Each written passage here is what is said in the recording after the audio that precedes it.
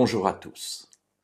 Quand on pense à la communauté des croyants, qu'on appelle communément l'Église, on pense à une assemblée pure, avec un fonctionnement qui frise la perfection, des gens dont la tête est quasiment dans les lieux célestes.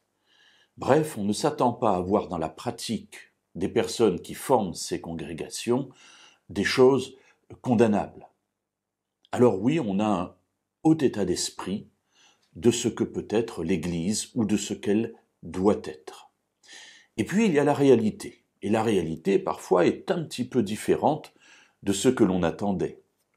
Et on pourrait penser que les temps dans lesquels nous vivons sont des temps où, effectivement, la méchanceté, tous les aspects négatifs, tous les péchés, on pourrait employer ce terme, se sont tellement développés qu'ils sont entrés dans la communauté des croyants. Mais le problème est un peu différent. Quand on lit, notamment la Bible, dans la première lettre aux Corinthiens, au chapitre 5, nous voyons l'apôtre Paul parler à ces Corinthiens d'une manière assez étonnante. Lisons, si vous le voulez bien, première lettre aux Corinthiens, chapitre 5, et le premier verset. On entend parler constamment d'inconduite parmi vous, et d'une inconduite telle qu'elle ne se rencontre pas même chez les païens. Et on se dit, waouh, est-ce que c'est ça la communauté des croyants? Est-ce que c'est ça l'Église? Est-ce que c'est cela la pratique de l'idéal que Dieu a pour son peuple? Certes non, et vous avez raison. Ce qui m'intéresse aujourd'hui, c'est de souligner que déjà à l'époque de Paul, dans cette communauté particulière de Corinthe qui, il est vrai, concentre un certain nombre de problèmes, il y a une inconduite, et Paul la qualifie, telle qu'elle ne se rencontre même pas chez les païens.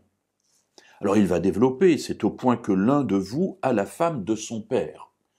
Son père avait une femme, on ne sait pas s'il il est mort, il l'a abandonné, peu importe, toujours est-il, c'est que le fils prend la femme de son père.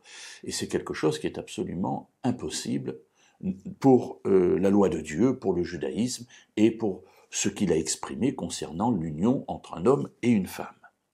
Bref, je laisse l'aspect pratique de côté, mais revenons à ce qu'il y a derrière. Et ce qu'il y a derrière, c'est tout simplement nous faire prendre conscience que l'Église est un grand hôpital, dans lequel se trouvent des gens amochés, si vous me permettez l'expression, des amochés de la vie, qui ont besoin de trouver un lieu de sécurité où ils puissent écouter la parole de Dieu et grandir. Et ce qui m'intéresse encore plus, c'est de voir que Paul, en écrivant cette lettre aux Corinthiens, montre qu'il a espoir dans le changement de la conduite et de l'état d'esprit des membres de cette Église. Ainsi, s'il n'avait pas confiance dans l'avenir, s'il n'avait pas confiance dans la capacité que Dieu a de changer le cœur des Corinthiens, il ne leur aurait pas écrit, il les aurait laissés à leur péché. Mais là, il leur dit, attention, vous êtes sur une mauvaise voie, mais reprenez-vous, car l'Esprit de Dieu est assez puissant pour vous permettre de changer et d'entrer enfin dans la perspective que Dieu a pour vous.